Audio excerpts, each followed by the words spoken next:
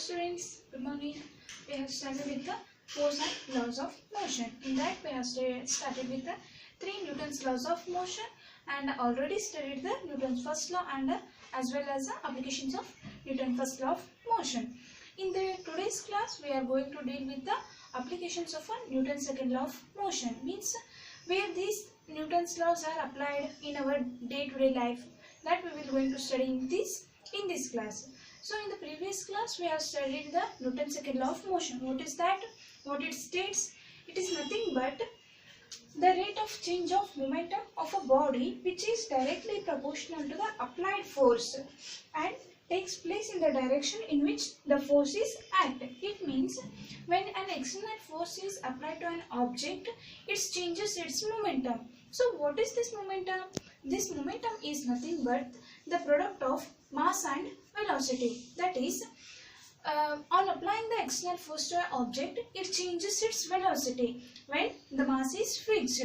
Okay. So when there is a fixed in mass, on applying the external force to object, it changes its velocity with respect to a time interval. So this change in velocity with respect to time interval, we call it as a acceleration. That is, F is equals to m into a. Okay, this a can be acceleration, which is we got it from the equation of motion. What is that? V equals to u plus at. So using that equation, we are replacing the v minus u divided by t. That is nothing but the acceleration, and that acceleration is directly proportional to force applied. So that is here F is equals to m into a. This a is replaced by this equation, that is v minus u divided by t. This is change in velocity with respect to time interval will give the acceleration. So the force is directly proportional to mass and acceleration of the body. Okay. So what is the SI unit of this force? As you know, the SI unit of force is Newton. So what is the SI unit of force? As you know, the force SI unit is Newton, or we can also say that this mass is tell in terms of kgs and acceleration is meter per second square. So the force unit is kg meter per second square, or we can also say it as Newton. So 1 Newton of force is applied to an object which is having a mass of 1 kg. It will move with the acceleration of 1 meter per second square. That we call it as a 1 Newton of force is applied to an object. So this force is a scalar quantity or vector quantity? As I told, the quantity which has both the magnitude and direction, then we call it as a vector quantity. So this force is having a acceleration. This acceleration is itself a vector quantity. So this force is also a vector quantity. So here we mention one thing, that the direction in which the force is acted. So the force is depends upon in which direction the applied the object is moving. If the object moving and the applied force are in same direction, then the force will be positive one. If the object moving in one direction and the force applying in opposite direction, then we say that the force is a negative direction. So this depends upon the acceleration of the object and the force applied to the object. This is what all you have studied in the last class. In the today's class, we are dealing with the applications of Newton's second law of motion. So what are the applications of this Newton's second law of motion? Firstly, I will tell one example, that for every object which is moving with the fast velocity, it will not come to rest in the short interval of a time. To reduce that velocity or the acceleration from the object, we have to change with respect to a time interval. So what we did in that case, okay, I will give an example. To reduce the momentum of the object, we have to act with respect to a time interval. You may observe the cricket matches, right? In that case, what happens? When the batsman hits the ball with the fast velocity, what happens? It will moving with the fast velocity. To make that ball to come to rest position, we have to move our hand backwards. Like we are just not catch like this. We take this our hand like this. You may observe that. For in that case, what happens when the ball is moving with a high velocity, it will not come to rest position in a short interval of time. So it will take a certain time interval. To reduce that time interval, we have to adjust with the time interval of that ball in which direction it is moving.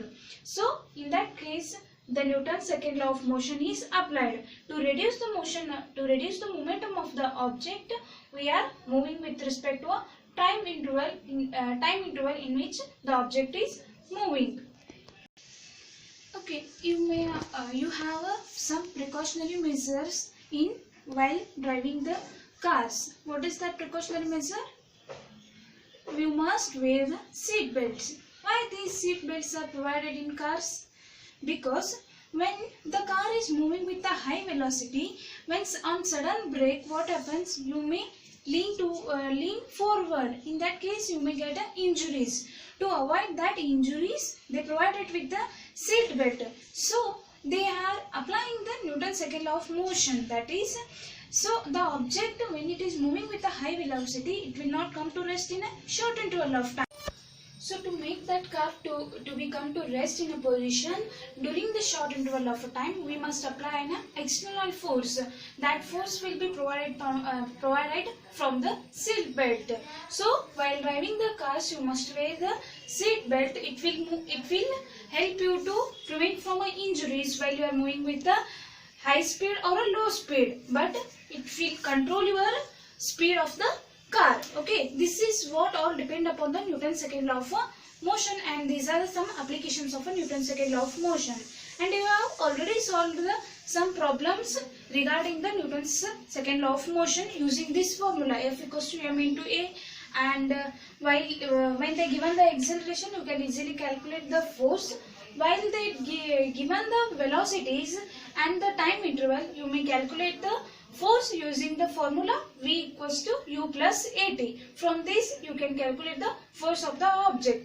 The next is Newton's third law of motion. Let us have an activity. You are wearing a roller skates and you stand in front of the wall. If you want to push the wall, what happens? You must apply an external force. Means you are applying a force to the wall to move that wall.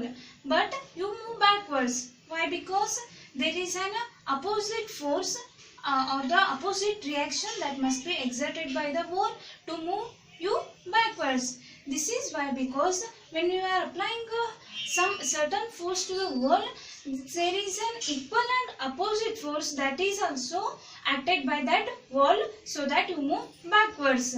In this case, what happens? There is an equal and opposite action and reaction are held between you. So this is nothing but is called as a Newton's third law of motion. So what is the statement? For every action there is an equal and opposite reaction. So you are pushing the wall is an action, and the opposite reaction is the wall exert the same and opposite force to move you backwards. That is a reaction. So there is a action and reaction. They are equal and opposite. So we may have another statement for Newton's third law, that is nothing but action and reaction are equal and opposite. This is the Newton's third law of motion. So please remember, action and reaction are equal and opposite. So you may observe so many examples in your daily life. But the best and well-known example is when you hit the ball to the wall, it will return back to us only. That is the best example. There is a action and reaction held by the ball and the wall. You are hitting the ball is an action, and which will return back to us is a reaction from the wall. So there exists an equal and opposite reaction from both the cases. So what happens? There is an action and reaction are equal and opposite. So they apply in Newton's third law. Okay, you consider the rifle. What happens when you fire the rifle? What happens? The bullet move out of the rifle. Due to a heavy mass of the rifle, it will not show its reaction, but there is a slight variation in the backwards. When a bullet fires out of the rifle will move backwards. Due to a certain heavy mass of the rifle, you will not observe that, but there will be a action and reaction held by the bullet and the rifle. This is another example. Let us have another example. You may observe that the rocket launching or a satellite launching. In that case, what happens? There exists an Newton's third law of motion. What is that? The rocket is launching. In there, we are applying the external force to move out of the Earth's surface, right? So the external force is what we are applying is an action, and the same and equal force which is acting by the Earth's surface, which is opposite to the action force which is exerted from the rocket, and the reaction force must be exerted by the Earth's surface to move out of the Earth's surface. So there exists an action and reaction pair between these rocket launching and the Earth's surface. So in almost all cases we are observing the Newton's third law of motion. By unknowingly we are dealing with the Newton's third law of motion. May I give one funny example? You are quarreling with your siblings. What happens when you beat your sister with the force? There is a same and equal opposite force exerted by your sister, and she will beat you with the same force. What happens?